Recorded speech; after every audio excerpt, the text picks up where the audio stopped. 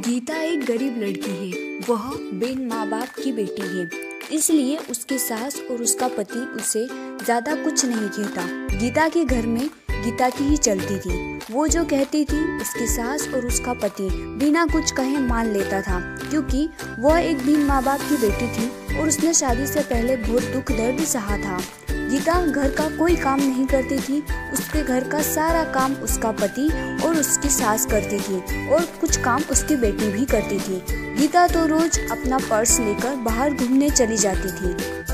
गीता को कोई कहता भी नहीं था कि वह इस तरह रोज बाहर न जाए या घर का काम करे। घर का काम उसका पति और उसकी सास कर लेती थी। लेकिन एक दिन उसके पति को उसकी सास ने कहा कि बेटा, गीता को ना रोको टोको, तो उसको समझाओ कि इस तरह रोज बाहर जाना सही नहीं होगा। हाँ, वो बाहर जा सकती है, पर वो अगर कभी कभार जाए तो ठीक है, लेकिन अगर वो इस तरह रोज बाहर जाएगी तो हमारे समाज के लोग क्या कहेंगे। ये सब सुन के गीता का पति बहुत परेशान रहने लगा। उसे समझ ही नहीं आता था कि वो करे तो क्या करे। अगर वो गीता को कुछ कहता था तो गीता नाराज हो जाती। उसे समझ ही नहीं आता कि वो करे तो क्या करे। वो गीता को कुछ ज्यादा बोल भी नहीं सकता था और वो ना ही माँ की बात टाल सकता था। इसी तरह गीता रोज अपने ससुराल वालों को कुछ न कुछ कहती रहती। घर में कुछ भी करना हो गीता की ही चलती थी। वो अपने पति और अपनी सासू को बहुत बातें सुनाती थी। अगर उनसे कोई काम ठीक से नहीं होता तो भी वे उन्हें डांट लगाती थी। फिर भी उसका पति और उसकी सास चुपचाप उसकी सारी बातें सुनते रहते थे, ये सोचकर कि कभी न कभी गीता को एहसास होगा कि वो जो व्यवहार करती है वो सही नहीं है। हम उसे लाड़ प्यार करते हैं, इसका मतलब ये नहीं कि वो हवा में उड़ने लगे।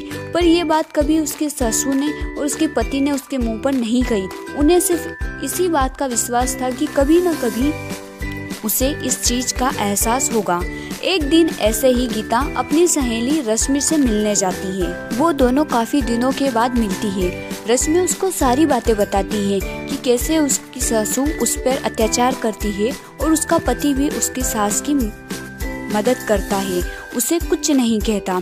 उसकी सास उसके पति को उसके खिलाफ भड़काती भी रहती है। वो चाहे कितना भी काम कर ले, कितनी भी अच्छी तरीके से घर की सारी साफ सफाई करे, सारा काम करे, फिर भी उसकी सासू उसमें नोकझोंक निकाली देती थी और उसका पति भी उसकी माँ का साथ देता था। जब ये बात रश्मि ने गीता को बताई तो गीता को एहसास हुआ कि वो तो अपने पति और अपनी सासू के साथ इतना बुरा व्यवहार करती है, घर का कोई काम नहीं करती, फिर भी उसकी सासू और उसका पति उसे कुछ नहीं कहता। वो उन्हें बार बार छोटी छोटी चीज़ों के लिए हजारों बातें सुनाती है, फिर भी उसके सासू ने उसे कभी नहीं डांटा। ये सुनकर गीता को अपनी गलती का एहसास होता है और वह घर जाकर अपनी सासू के सामने रोने लगती है।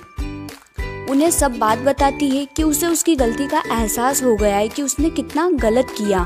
तब उसकी सास उसे कहती है कि बेटा रो मत, हमें विश्वास था कि तुम्हें एक न एक दिन अपनी गलती का एहसास होगा और तुमने गलती चाहे कैसी भी की हो, लेकिन तुम्हें अपनी गलती का एहसास हो गया, बस यही बड़ी बात है। अब हम सब साथ मिलकर हंसी खुशी रहेंगे।